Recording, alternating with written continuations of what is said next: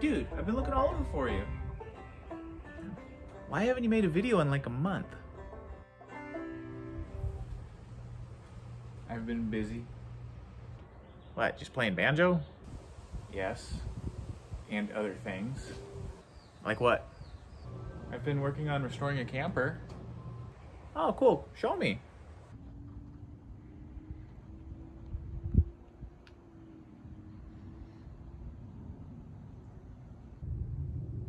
Did you record any of it? No. But I have been working a lot in the garden.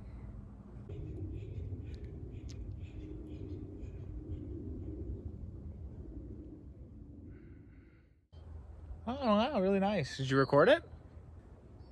No. Well, do you have anything to work on? I have this rototill and a 99 Ford Ranger that needs lower ball joints.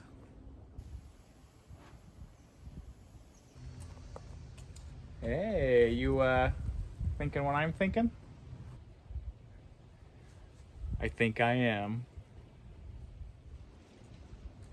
Hey, welcome back everybody. I have this rototill that we're gonna try to restore today. So we're gonna do some work on it to clean it up and try to make it look brand new. Ah!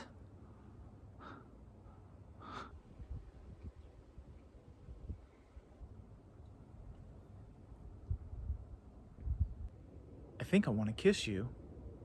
Really? No! Oh. Fix the ball joints. Oh yeah.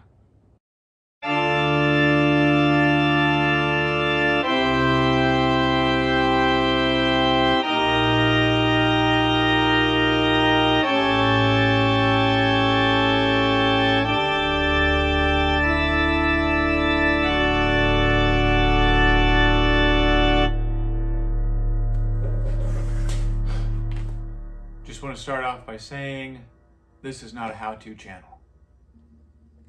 So that goes over.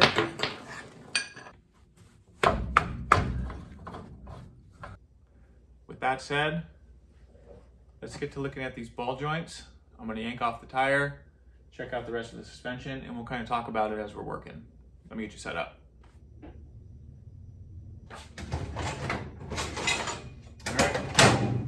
What we have is a 99 two-wheel drive Ranger with what I suspect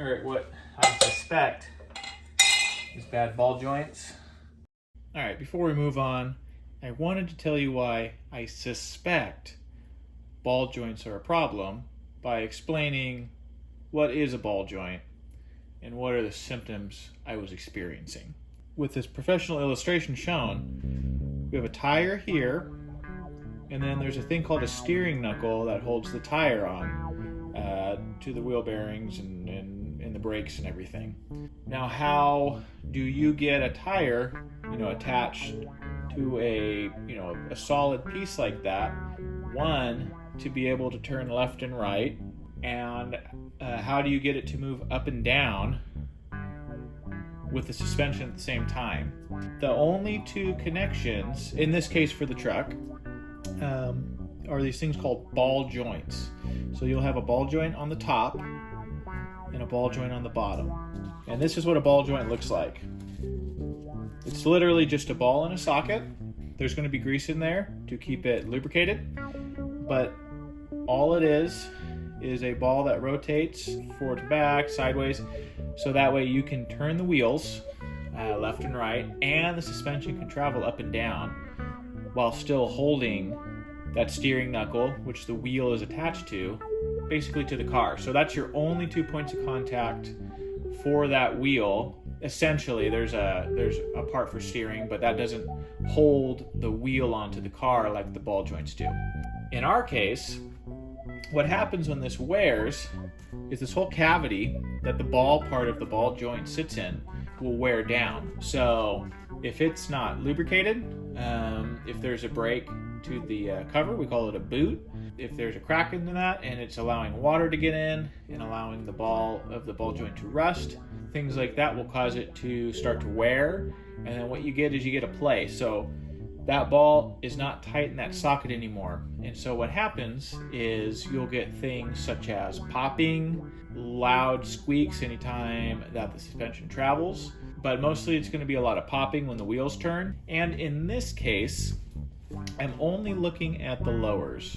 So why not replace both? So the short answer is you can. A lot of people do, and it's probably a good idea to replace both. However, the lower ball joint is a load-bearing joint. So what that means is the weight of the vehicle sits on the lower ball joint. The upper ball joint, in this case, so the upper one up here, is purely for tracking. So when the suspension travels or when you're turning the wheels, it's just there to keep it centered in its pivot point. There's actually no load associated to that ball joint, so there's no weight being pressed on it of significant force. The lower ball joint's going to wear much faster than the upper, and as you can see, when a failure occurs to the lower ball joint, which is going to be quite a bit more common due to the excess wear that it experiences more than the upper, a failure is that tire and the steering knuckle actually coming off as the joint breaks, and all of your suspension components on that side have been destroyed. For a used car like this truck, it's going to be too much to fix for whatever damage ensues. So for us, what we're going to do, just replace the lower ball joints, and as we're replacing those, we are going to check out the rest of the suspension, particularly the upper ball joint and tie rod ends, to see if there's any play worth noting, and then we'll move on from there.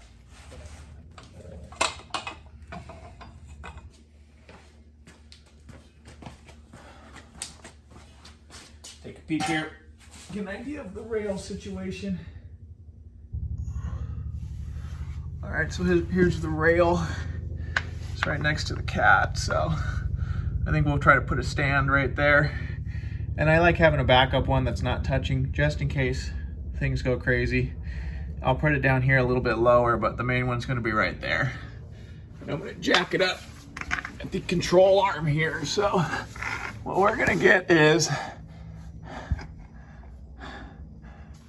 see how it feels. It feels pretty solid. I guess what we'll do is get on the front part of this control arm right there, and that'll be our jacking point. All right, let's get going.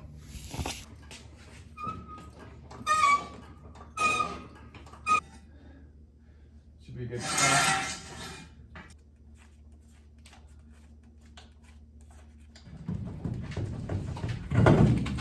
Okay, now if we can, I like to put the tire under here, but I don't know if we have a lot of room for that. Usually that's just a safety measure in case things go haywire. What I'll do is put it under here, and we'll kind of utilize the jack there. Let me get a light. We'll take a look in here real fast. That ball joint looks fine. Let's feel the tie rods. Usually the inners you can go back and forth with. If they're bad, there's no play in that. I'm not seeing anything in the upper. The lower's pretty mangled up. Let me pull you guys out and we'll take a look at that boot.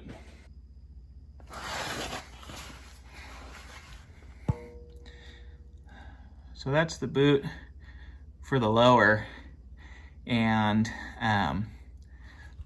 before I turned you guys on, I got this truck from my grandpa. He was the original owner, and it sat for a bit, but it wasn't running for him. So I was able to get it running, which is a funny story on its own. That is a funny story on its own.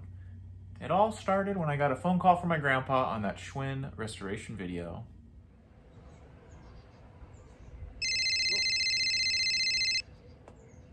I'll let you, boy. Oh, yo, what up, pimp? Yo. Yeah, oh, your truck? Yeah. No, I love to have that truck. Oh, what was that? It's not running? The last time you drove it had a big clunk and stopped working? It's been sitting for months? Yeah, I'll take it. Cool, just have it drop on by. Yo, peace, dog. So we had the truck towed to the house. I went to try to crank it, dead battery. Measured it, around 6 volts, which is not good for a car battery. I tried jumping it. It was too low for even a jump. So what I ended up doing was pushing it to the front of the house, hooking up to a battery tender, and letting it charge for 2 days. After that, I was able to look at sensors, try cranking it and everything was looking good until I found this discovery. And it all comes down to this, Grandpa. When was the last time you filled up the tank? The dang thing was out of gas. So we got some gas in it, filled her up, and that's when we started hearing the noises. We heard the squeaks, the pops, and they just kept getting worse and worse. And that's how we ended up where we are today. So let's continue.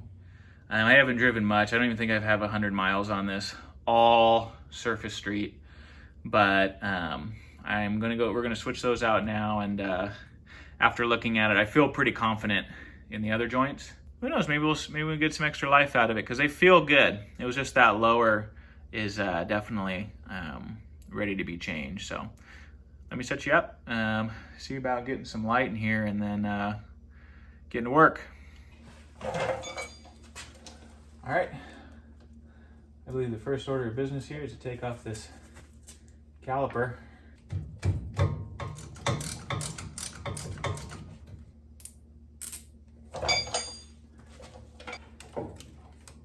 Okay.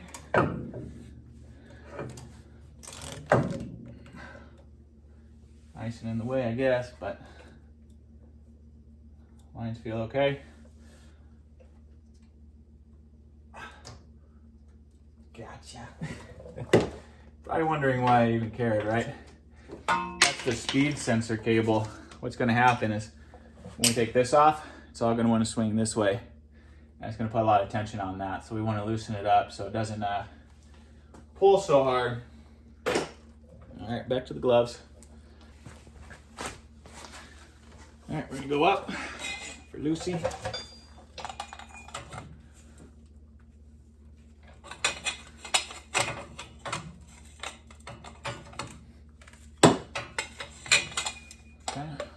Okay.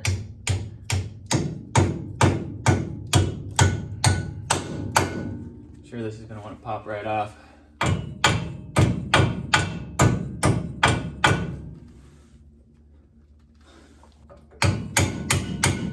There it goes. Okay. See if I can straighten this out. That's nice. That was nice and straight, huh?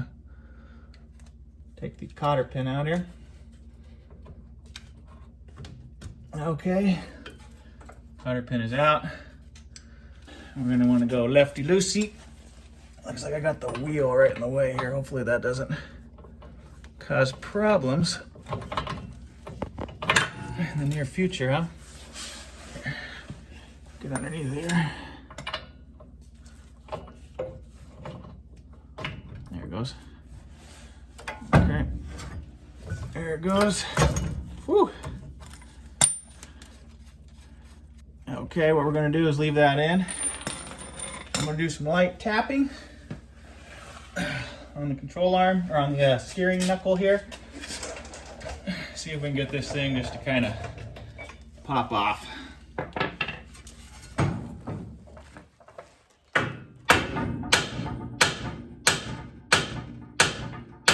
Hey, there it is.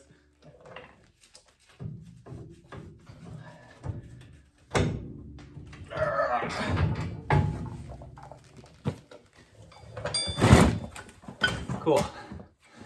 Kind of keep that out of the way. All right. Cool. Got her out. I'm not feeling a ton of play, but I know it was popping, so. These don't have holes on them, but I think what I could do is at least get it started. All right, there's a little snap ring. I'm gonna take the castle nut snap ring, put it over by the brake pad here. Now, the only thing holding it in is good old pressure. What we're gonna do is go get the ball joint press and see about pressing her out.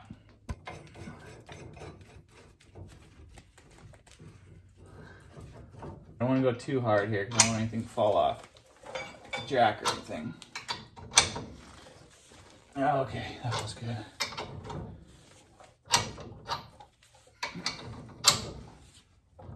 Okay, let's swap over to a ratcheting. There it is. Okay, delicately take it out. All right. So here's the old one. I guess there is a lot of, I can feel play in it, and it's just floating around. So definitely had to go. Let's take a look at the new ones I got. I got some greasable moves. Well, I guess it's the same. It just has a really big lip here. How interesting. If you look at it that way, let's see.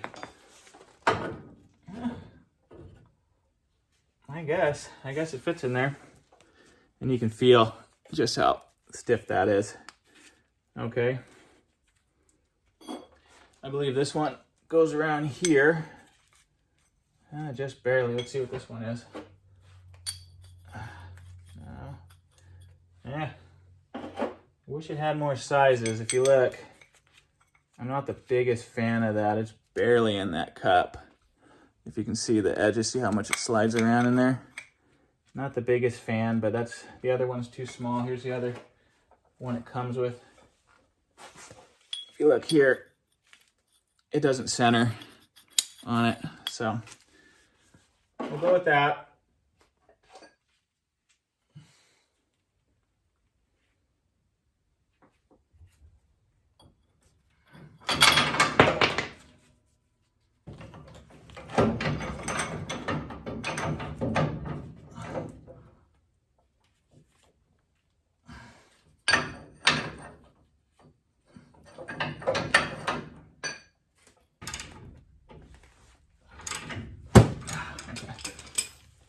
So that's not gonna work. All right, so in a little update, I called around. Nobody has a bigger one available right now around me. And so what I ended up doing was getting these, so I flipped the orientation, so now it's gonna be pushing that way. Not a big fan of that, but it was so close. What I ended up doing was kind of getting it onto the lip here and did a little maneuvering. I can feel, let me feel here. I can feel the ball joint going through the hole, so it's not touching the threads at all. This is the only one I'm not super excited about, since it's just the diameter of the ball joint itself, but it's the best we got right now, and I'm gonna take it slow, and we'll just see what happens here.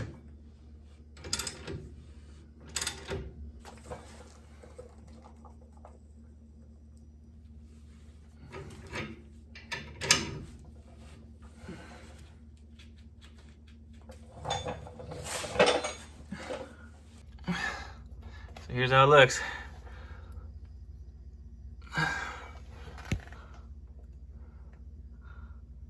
This side could probably go up a little bit more, huh?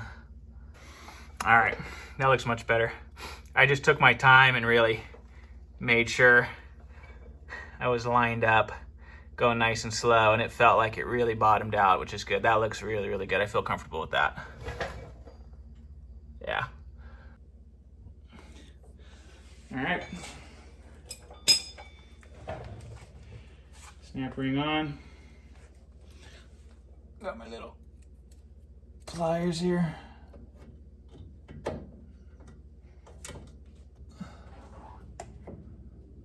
It looks like it's in. Let's feel. Yep. All right, we're set to 80 foot-pounds. I believe it takes 83 for this application. We're gonna adapt it for this. I'm gonna go here. We're gonna take it to 80, and then I'm gonna tighten it till the hole shows.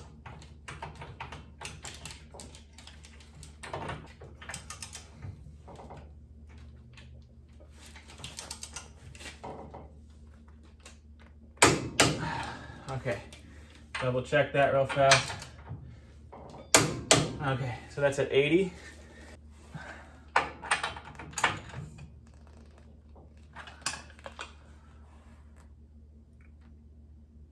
Okay.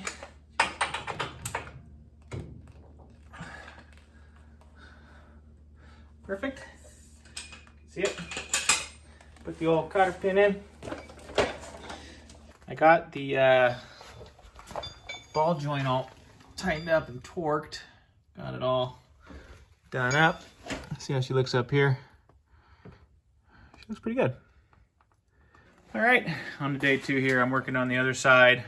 I wasn't showing you all this assembly. It's the same as the other side, the passenger side, but I think I found our culprit here. It was on the driver's side. Listen to that.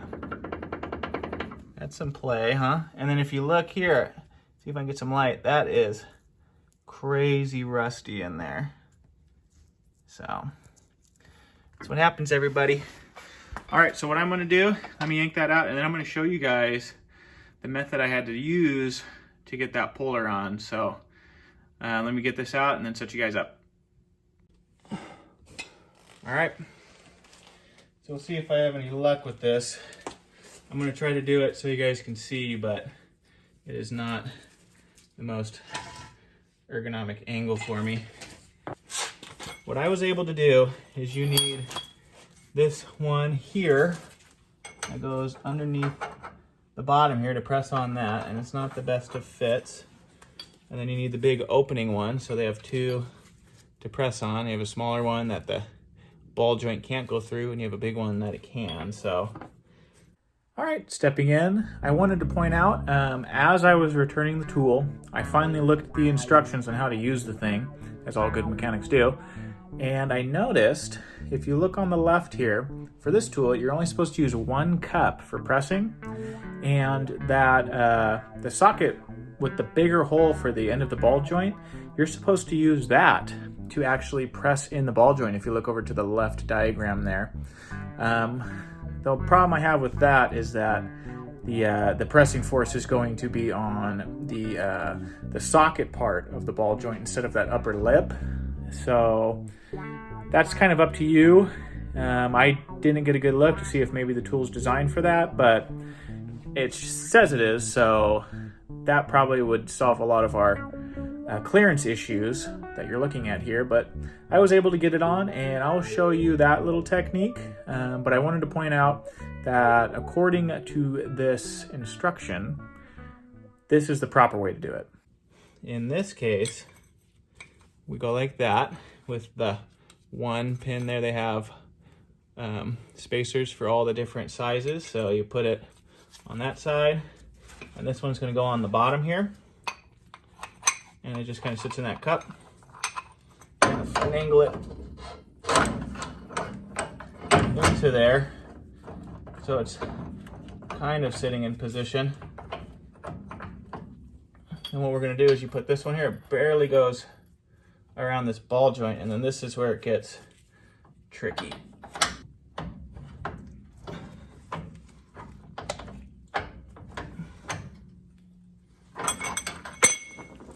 Okay, it's kind of loose. I wonder if we can just kind of get it somewhat pressed in like this. I think this is what I did a little bit, just to at least get it started here. So what I have it here is flush on this back side here. Let's see if we can kind of hold it in place. Take her slow. It's not looking like it's going in at an angle. Don't like that. Let's see here. All right, looks like it has a little more wiggle room here.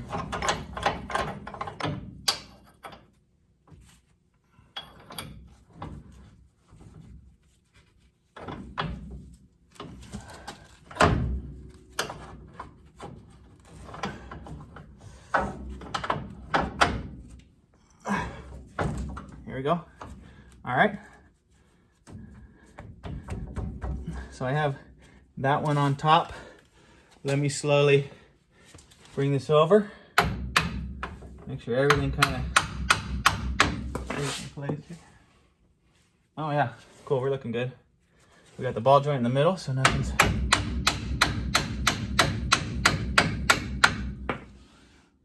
Okay, we're almost there. Cool, we got her centered. Got her centered. Make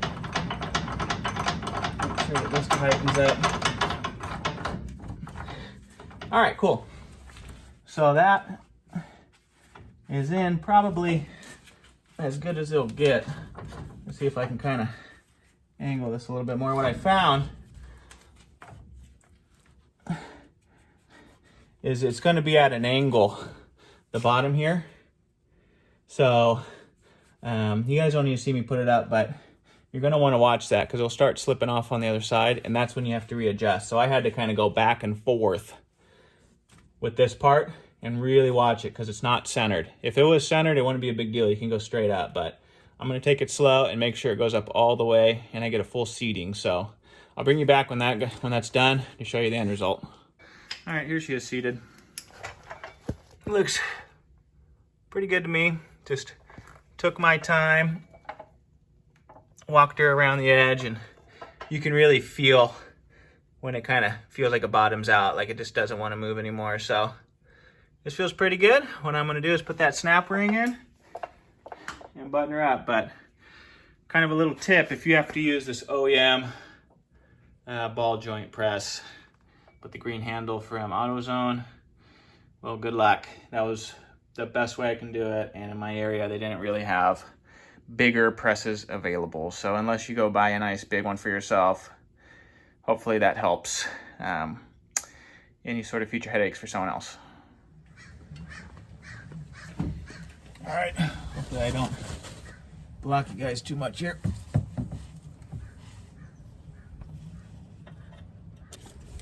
There it goes. Try to get some in the boot here.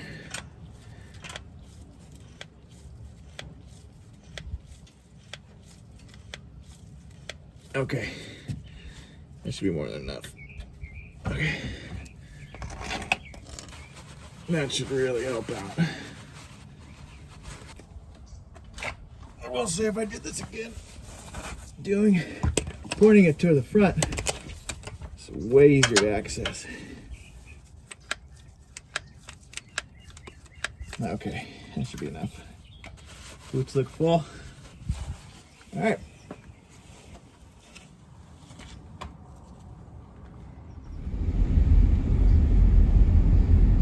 This thing is nice and smooth now, huh, pup?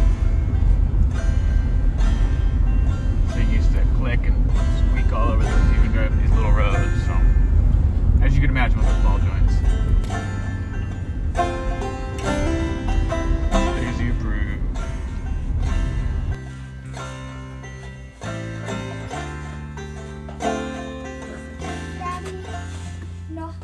Not special, special. How can I not spoil it? Why do you have a knife? And why are you doing that?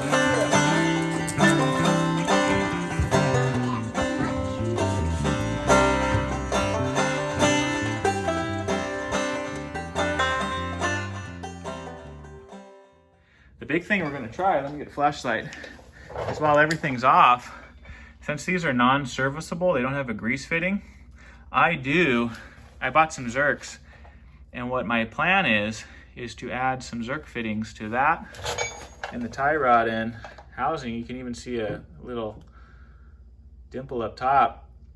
We're going to drill that out and put some Zerk fittings in and make all of this greasable. So I show them how to play in it.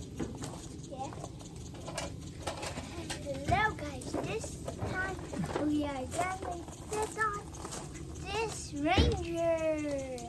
You know what rangers are called? Yeah, there's big trucks and they're called rangers. Let's go, guys. Bombs away.